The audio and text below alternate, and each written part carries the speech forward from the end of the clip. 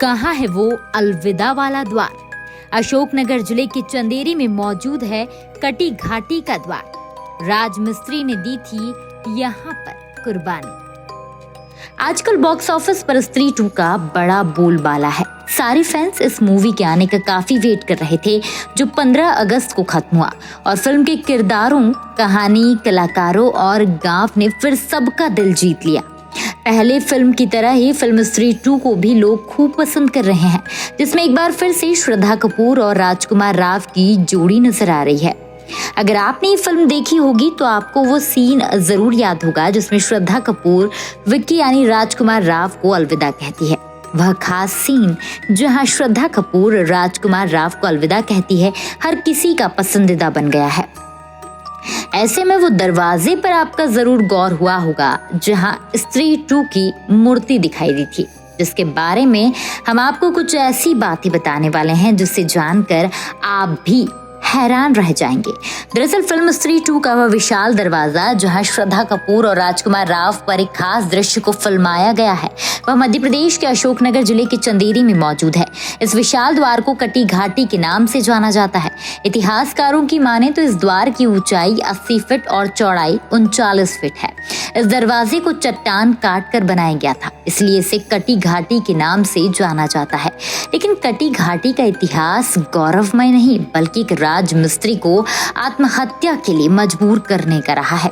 दरअसल एक media report की माने तो कटी घाटी का निर्माण वर्ष 1480 में जिमान खान ने करवाया था, जो चंदेरी के तत्कालीन गवर्नर शेख खान का बेटा था। कहा जाता है कि मालवा के सुल्तान गयासुद्दीन खिलजी ने अचानक एक दिन चंदेरी आने की घोषणा कर दी। उस समय जिमान खान ने खिलजी के स्वागत के लिए द्वार बनवाने का सोचा, लेकिन समस्या ये थी कि विशाल चट्टानों को काटकर इस द्वार को बनाने के लिए सिर्फ एक रात का ही समय था। इसलिए जिमान खान ने घोषणा कर दी थी कि जो भी एक रात में इस द्वार का निर्माण कर देगा उसे अच्छा इनाम दिया जाएगा। जिमान खान ने अपने अधिकार क्षेत्र के करीब 100 राज मिस्त्रियों से एक रात में इस चट्टान को काटकर कटी घाटी में द्वार बनाने के लिए कहा था, लेकिन 99 राजमिस्त्री ने इस काम को करने से साफ इनकार कर दिया। तब सिर्फ एक राजमिस्त्री ने इस चुनौती को स्वीकार करते हुए अपना काम शुरू कर दिया और आखिरकार उस राजमिस्त्री ने चुनौती को पूरा भी किया और एक रात में ही चट्टान काटकर 80 फीट ऊंचा दरवाजे का निर्माण भी कर दिया था। हालांकि जिमान खान को इस काम के पूरा होने की उम्मीद नहीं थी, इसलिए वह भी यह देखकर दंग रह गया। वैसे तो जिमान खान ने इस काम को पूरा करने वाले राजमिस्त्री को पुरस्कृत करने की घोषणा कर दी थी, लेकिन असल में वह राजमिस्त्री को पुरस्कृत नहीं करना चाहता था।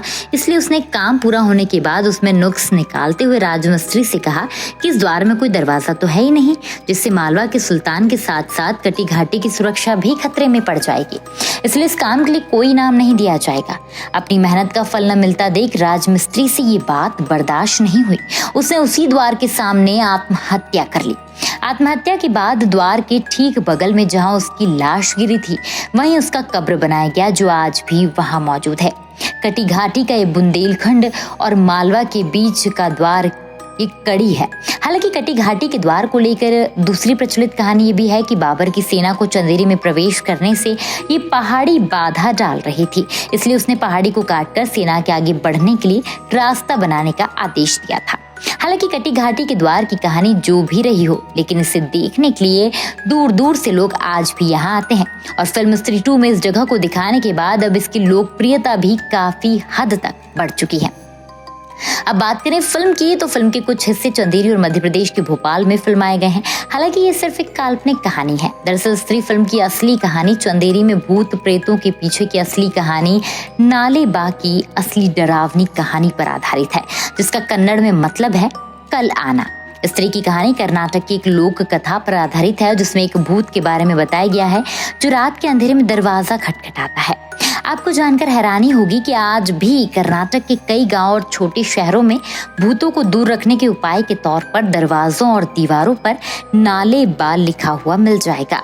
और ऐसी ही रोचक जानकारी से आपको जुड़े रहना है तो सब्सक्राइब कीजिए हमारे चैनल को।